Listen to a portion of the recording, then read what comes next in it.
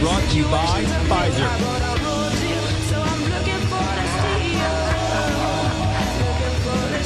In this video, you're going to see the future. U.S. Treasury is higher. Breaking news. We've got a livestock there.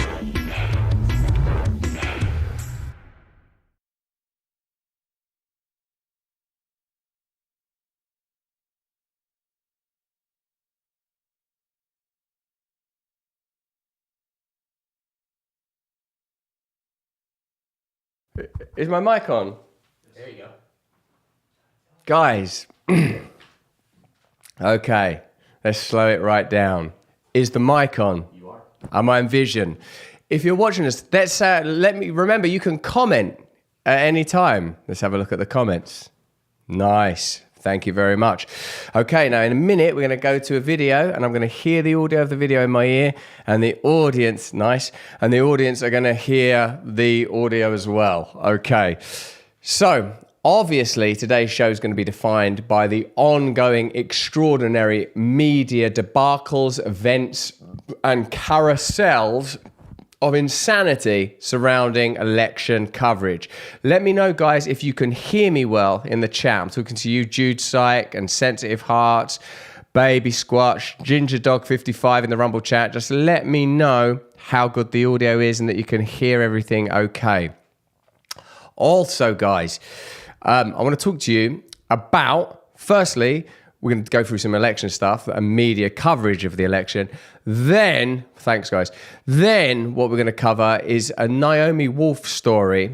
You might know her. She was a sort of a darling of the left for a while until she reported about, firstly, she talked about like the Pfizer vaccines. No movement in my periphery, if you don't mind. If you're going to move, be out of my way, if you don't mind. And thank you very much. Thank you very much.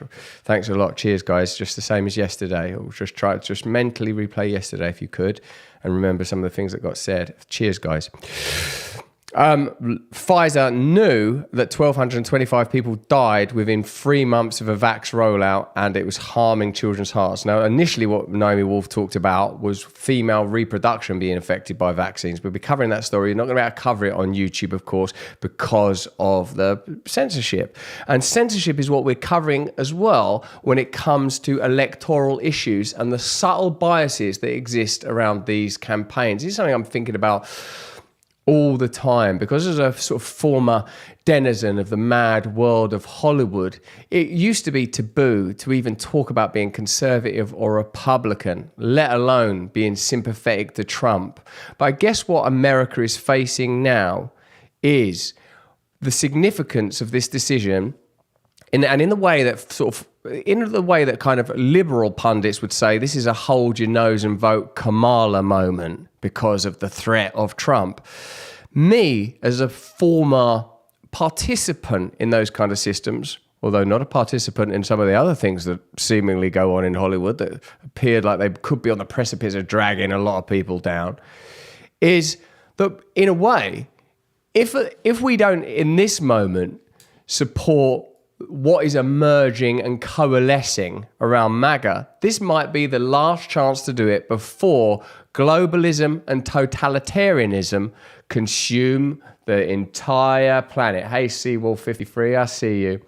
Are you shocked at the rottenness that's being exposed in Hollywood? I suppose so. I mean, even though we know things like sort of Hollywood Babylon and all that kind of stuff, like we know that there's sort of decadence and hedonism and darkness, you're starting now to wonder how deep that stuff goes and whether or not there's an occultist component and how it relates to power. Yeah, so I am sort of surprised by it. All right, so let's have a look. If not censorship, naked partisanship, with a little bit of coverage of how legacy media are covering Trump pulling ahead in the polls.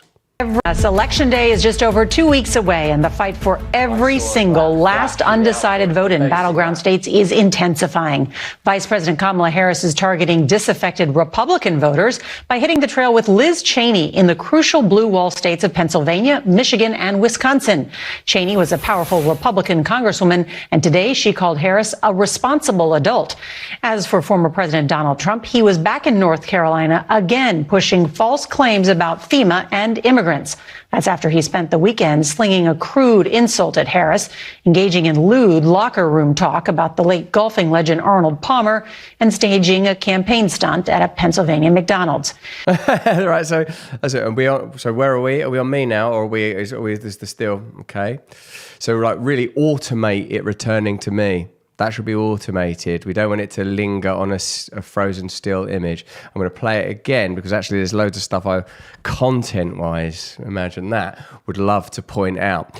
Now, what's interesting, I suppose, is that you can see the inhered biases continually. Like, so it's the way that they talk about Kamala is nothing but positive. The way they talk about Trump, nothing but negative, even down to the nature of anecdotes he may have told about Arnold Palmer. I mean, how can you find partisanship in this? Let me know in the comments if you see that. And Luke and Dan back there in the UK, if you're watching the chat, remember our rule. Any repetitive stuff that's spamming, we watch out for that, guys. Well done. Let's have another look at this. Election day is just over 2 weeks away, and the fight for every single last undecided vote in battleground states is intensifying. Vice President Kamala Harris is targeting disaffected Republican voters by hitting the trail with Liz Cheney in the crucial blue wall states of Pennsylvania, Michigan, and Wisconsin. Cheney was a powerful Republican congresswoman, and today she called Harris a responsible adult.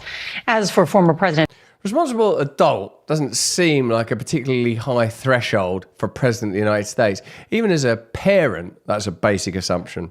he was back in North Carolina again, pushing false claims about FEMA and immigrants. That's after he spent the weekend slinging a crude insult at Harris, engaging in lewd locker room talk about the late golfing legend. And look at the still that it shows of him. See if we can go picture in picture on the still, actually, so you can see me and that still in picture. Do we know that? Is that something we've rehearsed? Or yes, there's me. And then let's have a look at where we pause the video of Trump. Yeah, and then, okay, that's not bad. Let's go back full screen on me. Thanks, guys. Let's go back on full screen on me. Thanks. And staging a campaign stunt at a Pennsylvania McDonald's. Full screen on clip for that. Everybody's talking about weight loss. Okay, so I won't try that again. So let's go. We'll go back to that clip number one. Yeah. If I press play, is it going to run clip number one? No. Injection. Okay. I'm going to move to clip number. I'm going to go to clip number 2. You're not, unfortunately. We have some predetermined questions, and hopefully I'll be able to ask some of the questions that might be in your head. I hope so. Let me say that again. You're not, unfortunately. We have some predetermined questions, and hopefully I'll be able to ask some of the questions that might be in your head. I hope so. Okay, so right, so that's, I suppose, further example that these events are highly staged. Let me look at, right, so we're going to have a quick look now at some students claimed they were kicked out of a Harris campaign event for talking about Jesus.